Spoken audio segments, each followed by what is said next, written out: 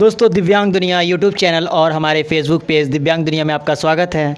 आज हम इंटरव्यू लाए हैं एक ऐसे शख्सियत, एक ऐसे दिव्यांगजन का जिन्होंने अपने संघर्ष के दम पे राजनीति क्षेत्र हो, स्विमिंग हो, चाहे फैशन शो हो, सब में एक ख़ास मुकाम बनाई है। आज जानते हैं इनके बारे में A to Z कहानी इन्हीं की ज़ुबानी। अनिल जी, अपना परिचय दीजिए। सबसे पहले मेरे सभी दिव्यांग भाइयों और बहनों के लिए प्यार भरा नमस्कार, भारत माता की जय। और आयुष जी मेरे पास आए, उनके लिए भी दिल से, हृदय से मैं नमन करता हूँ। और वो खुद ही एक दिव्यांग पर्सन है और देखिए वो दिव्यांग होकर के भी संघर्ष में लगे हुए हैं। गोरखपुर से मेरे पास आ गए। आप बताइए कि दिव्यांगता को मार्क देके सबसे पहले आपने जब संघर्ष शुरू किया तो कहाँ से शुरू किया और आपकी जर्नी कैसे शुरू होती है? पहले आप बताइए कि मतलब दिव्यांगता के क्षेत्र में स्विमिंग में जर्नी कैसे शुरुआत किया आपने? स्विमिंग के क्षेत्र में कैसे करियर बनाना शुरू किया? जी बिल्कुल। सबसे पहले तो कहना चाहूँगा कि मेरी जो स्टार्टिंग वो जयपुर से हुई। जयपुर से मेरी शादी के बाद स्विमिंग तो करता था, बट मेरी जो मेन स्टार्टिंग हुई जयपुर में मेरे फादर इन लॉ थे, तो वो मुझे बहुत मोटिवेट करते थे हर बात के लिए। तो मैं उनके साथ जयपुर गया था, तो फर्स्ट बैक फ्लोट की जो स्विमिंग थी वो उन्हीं ने मुझे सिखाई थी। आज तक वो उनका हिंट मेरे लिए काम आ रहा है। और उसके बाद से मैं अलग हो गया 2017 से उनके साथ से। तो फिर जो है अब मैंने मेरे जो कोच हैं, मेरे जो गुरु हैं, मैं उन्हीं के लिए सब कुछ मानता हूँ और ये श्रेणी मैं उन्हीं को दूंगा, क्योंकि उनका एक मोटिवेशन, वो मुझसे 1 साल पहले पीछे बहुत पड़े थे कि अनिल आप स्विमिंग में आ जाओ, स्विमिंग में अच्छा करियर है और उसके साथ साथ आप फॉर्म डालते रहो गवर्नमेंट। अगर आपका स्टेट या नेशनल लेवल पे एक मेडल आ गया तो आराम से आपका गवर्नमेंट जॉब का पक्का हो जाएगा। बट मैं प्राइवेट जॉब हमेशा करता था, तो मैंने ज़्यादा इतना, क्योंकि प्राइवेट जॉब में भी मुझे बहुत ईजी लगता है। सिलेक्शन भी जी उसकी कोई बात नहीं है, लेकिन वो तो गवर्नमेंट में भी है। जब एक बार ठान लो तो कुछ इम्पॉसिबल नहीं होता है, सब कुछ पॉसिबल हो जाता है। गवर्नमेंट जॉब तो मेरी पहले ही हो गई होती, लेकिन मैंने ट्राई नहीं किया। और कई सारे लोगों ने मुझे ऑफ़र भी किया था।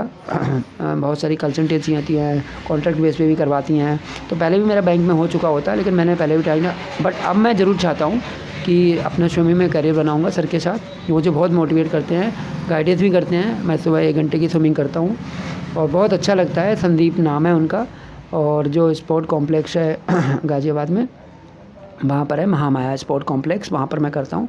मॉर्निंग 6 से 7 की स्विमिंग होती है, बहुत अच्छा लगता है। बहुत सारे मित्र आते हैं, बट अभी दिव्यांगजनों में जो है मैं ही अकेला हूँ, तो मैं ही आता हूँ।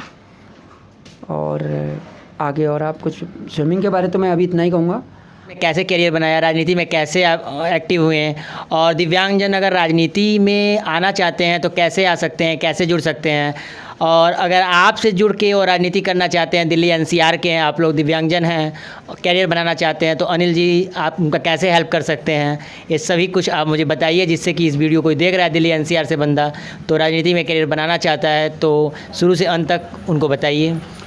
जी, जैसे कि मैंने बात की थी भाजपा के प्रति, तो मैं आगे इतना कहना चाहूँगा कि मुझे ज़िला मिला था मयूरभंज ज़िला। उस समय मैं अरुण राय जी के साथ काम कर रहा था और मैं अपने संगठन को भी धीरे धीरे मजबूत कर रहा था। अब एक जब ज़िला मिलता है तो अरुण राय जी ने हमें मयूरभंज ज़िला दिया था। वहाँ पे हमारे जो अध्यक्ष थे वो थे विनोद बछेती जी।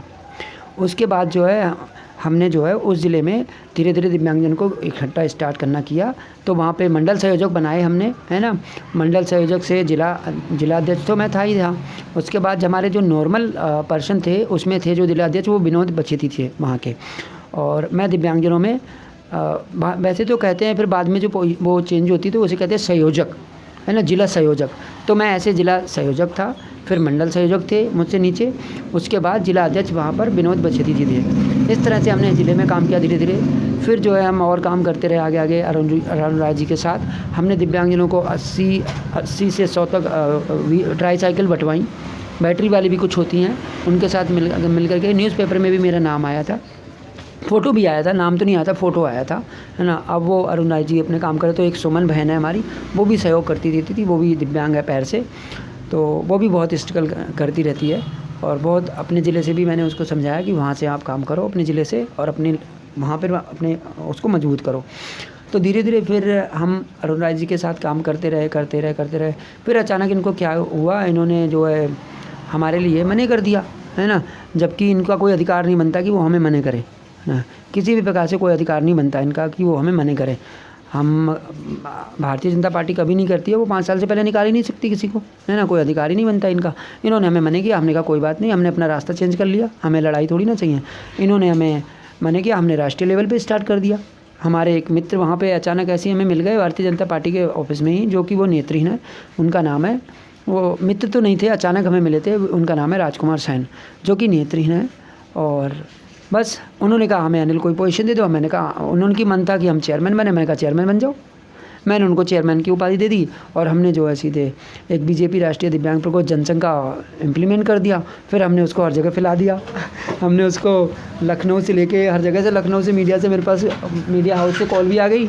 उसके बाद हमने धीरे धीरे इसको उत्तराखंड में फिर जब विनोद बछेती जी गए, जो मयूरभंज जिला के अध्यक्ष हैं, उनकी खुद मेरे पास कॉल आई, क्योंकि वहाँ के जो उत्तराखंड के वो पशुपति धामी जी हैं इस समय, तो उन्होंने खुद ही उनसे कहा होगा जब वो वहाँ के, भी तुम्हारा तो बच्चे बहुत अच्छा काम कर रहे हैं, संगठन को बहुत मजबूत कर रहे हैं। तो हमें उनकी तरफ से अच्छा सा फीडबैक मिल गया, हमें और प्रसन्नता हुई। मैंने कहा ये तो प्लस पॉइंट हो गया।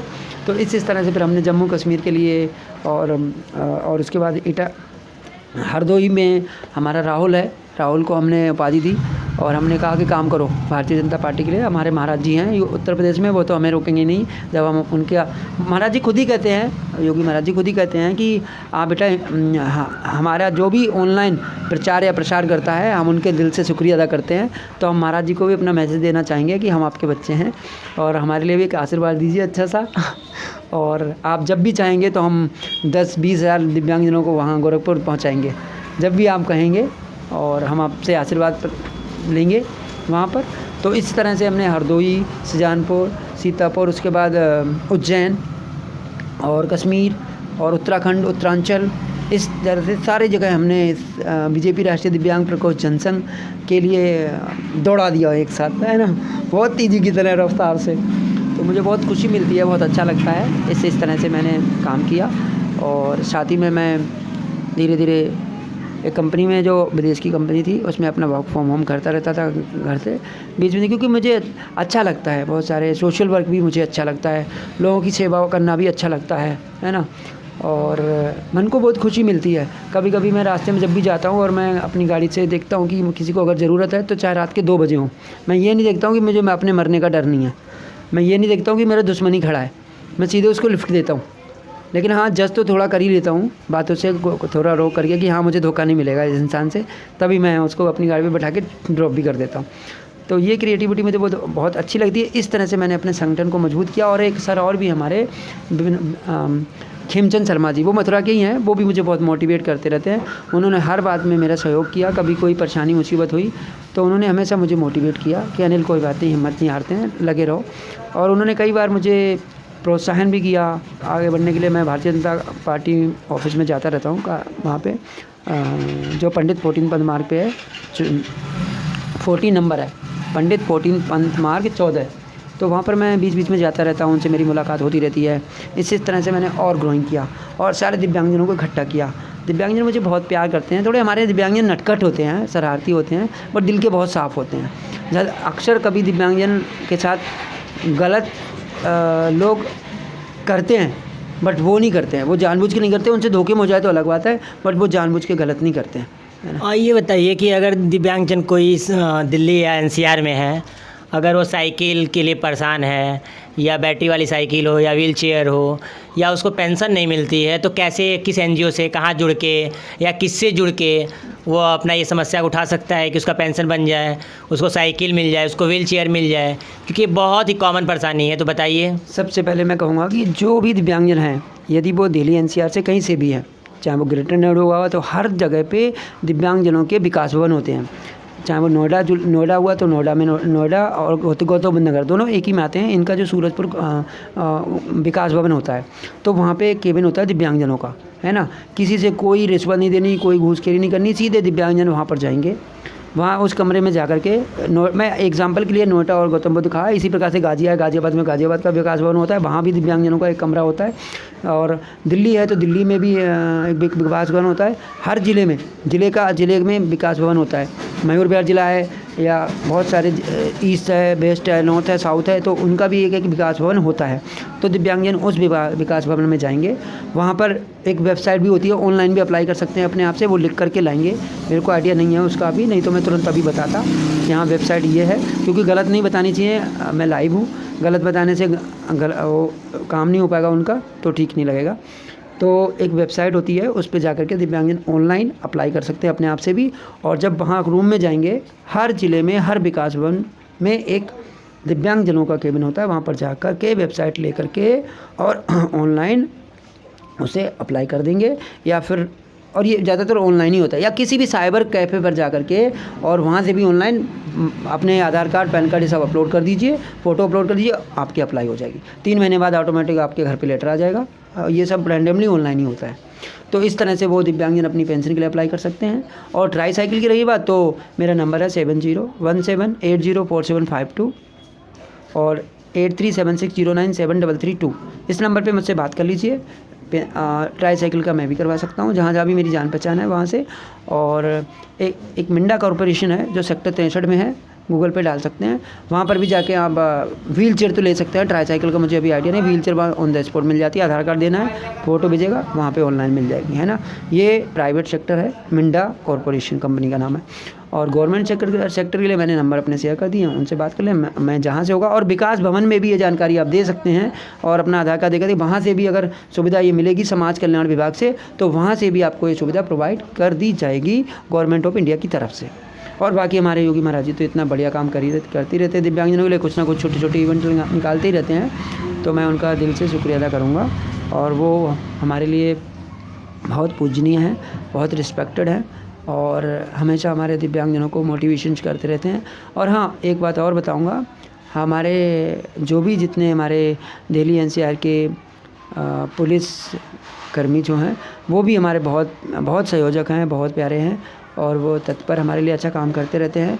एक बार मेरी गाड़ी फंस गई थी गरेटर नोएडा में, तो बट विदेश का एक पर्सन था, मैं उसको लिफ्ट दे के मैंने उसको छोड़ने की वजह से मैं सीट बेल्ट नहीं लगा पाया था, तो मैं थोड़ा सा आगे पहुंचा। ये गरेटर नोएडा घटना हुई थी मेरे साथ, तो मैं थोड़ा सा आगे पहुंचा, तो वहाँ पर 2 पुलिसकर्मी खड़े हुए थे।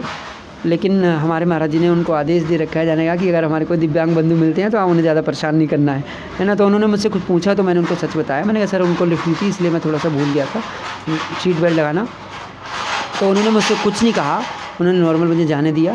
तो अब मैं उनको सैल्यूट करता हूँ, वो बहुत अच्छा काम करते रहते हैं। और हमारे महाराज जी ने भी उनको कुछ ना कुछ इंस्ट्रक्शन दे रखे हैं कि हमारे दिव्यांग भाइयों बहनों को आप परेशान नहीं करेंगे ज़्यादा। तो मैं दिल से शुक्रिया अदा करता हूँ उनका।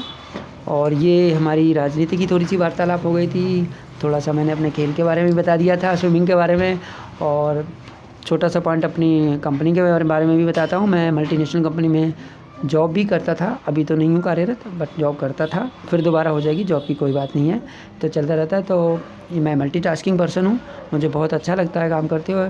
थोड़ा सा एक पॉइंट और रखूँगा खेल कूद के बारे में। मेरे स्टेट लेवल पे और नेशनल लेवल पे ब्रॉन्ज मेडल भी आए हैं, सिल्वर मेडल भी आए हैं। पैरा टाइवांडो में भी मैंने पार्टिसिपेशन किया था, काफ़ी दिन पहले की बात है, तो वहाँ पर भी मेरा ब्रॉन्ज मेडल आया था। और ये शिमला का रोहू स्टेडियम में आया था मेरा, तो मुझे बहुत अच्छा लगा था। और वहाँ पर मेरे बहुत सारे मित्र थे मेरे साथ, जैसे कि गुलफाम हो गए, और गुलफाम के अलावा विजय, अन्य भी बहुत सारे दिव्यांगजन भाई बंधु थे, तो उनके साथ भी मुझे खेलते हुए बहुत अच्छा। और ये मेरी क्रिएटिविटी बचपन से रही है। मैं मैच भी खेलता था पहले, जब मेरे गांव में था, तो वहाँ पर एक तालाब होता था, जब वो सूख जाता था तो वहाँ पर बैट लेकर के पहुँच जाते थे, तो बहुत अच्छा लगता था। और आज आपके साथ वार्तालाप कर रहा हूँ तो मुझे बहुत अच्छा लग रहा है, क्योंकि आप गोरखपुर से स्पेशली हमारे लिए आए हैं, तो थोड़ा तो बनता है। तो मुझे बहुत खुशी मिलती है इस तरह से। मैं अभी भी अपनी आई एम नॉट डिफीटिंग माई करेज, मैं अपनी हिम्मत को कभी कमज़ोर नहीं करता हूँ, और संघर्ष आएगा तो मैं उसका सामना करूँगा, डट के करूँगा, मुकाबला करूँगा। हारना नहीं है, हराना है। जितनी सारी परेशानियाँ हराना है। और मैं हर दिव्यांगजन से कहूँगा, अपने आप को मोटिवेट करो, कभी भी डरो मत, हिम्मत मत हारो, आगे बढ़ो, अच्छा सोचो, अच्छा ही होगा, ख़राब भी हो तब भी अच्छा ही सोचो, अच्छा ही होगा। तो ये हमारे बीच आज उपस्थित है अनिल शर्मा जी, खुद एक दिव्यांग होकर दिव्यांगों के क्षेत्र में खुद एक करियर बना रहे हैं। राजनीति हो, चाहे शॉप हो, चाहे जॉब हो, चाहे बिजनेस हो, हर जगह पे अपने खुल के मुद्दा रखें। दिव्यांग दुनिया की टीम इस टाइम आपके एनसीआर शहर में है, तो आपकी भी कोई स्टोरी हो, कोई मोटिवेशनल स्टोरी हो, तो दिए गए स्क्रीन पे नंबर पे कॉल करें, हम आपके पास आएंगे, आपका इंटरव्यू करेंगे। और अनिल जी ने अपना नंबर ही बताया है, किसी को व्हील चेयर, ट्राईसाइकिल की प्रॉब्लम हो तो संपर्क कर सकते हैं। तमाम ऐसे मुद्दों के लिए हम आपके पास उपस्थित रहते हैं, हम आपके मुद्दों को उठाते रहते हैं। तो इस चैनल को सब्सक्राइब करें, फेसबुक पेज पे देख रहे फॉलो करें, और फिर मिलेंगे नए इंटरव्यू के साथ किसी नए टॉपिक पे बात करने के लिए। तब तक के लिए जय हिंद, जय भारत, वंदे मातरम।